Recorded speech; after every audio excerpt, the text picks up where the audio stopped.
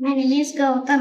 He said, "Oh, great teacher, I have come to learn archery from you. Kindly take me as your people." Dronacharya was very pleased. "Who are you?" Dronacharya asked. "I am the son of the chief of the jungle tribes of Nishada," said Ekalavya. "A tribesman," said Dronacharya.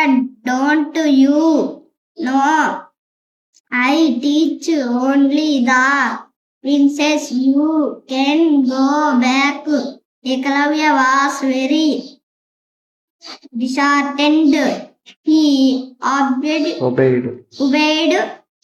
Dronacharya and returned to the forest. There he made a clay image of Dronacharya. He practiced archery day and night.